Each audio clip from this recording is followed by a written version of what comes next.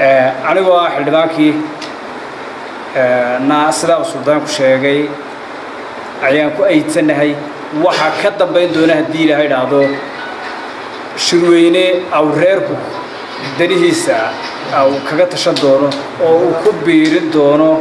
codkiisa iyo cududiisa xisbiga kulmiye uu qabsan doono dhawaan hadii Ilaahay dhaado uu isku iman doono maanta beeshu way sacdaysay tuhna badan oo jiray iyo wixii maanta runtii waxa filaynayo halkaasi aw ku haday ama u baxay baan filayaa ayna ku soo reebtay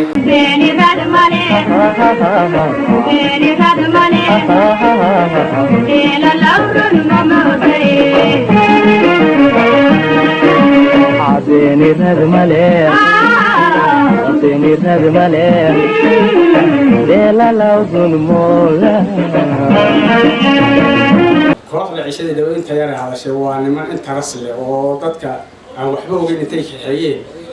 hoolka geeyay yaro badnay iyaguna inta ras yar baa ujeedadooda waxaan leenahay reerka matalaan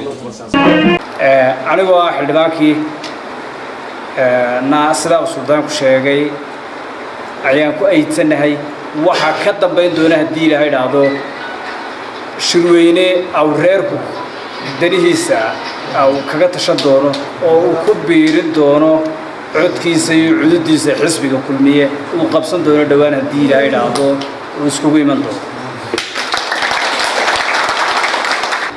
maanta beeshu way sacdaysay tuhna badan oo jiray iyo wixii maanta runtii waxa filaynayo halkaasi aw ku haday ama u baxay baan filayaa ayna ku soo reebtay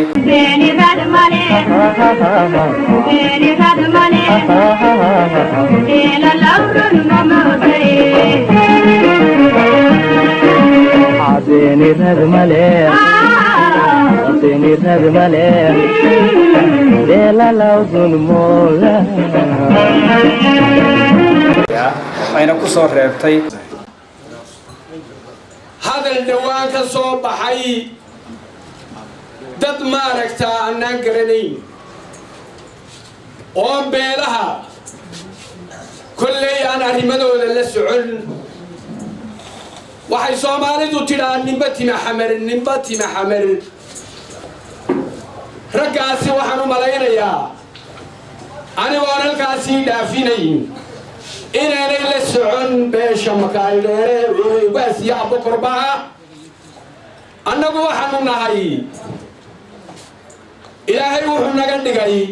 reer baanu nahay ayna ku soo reebtay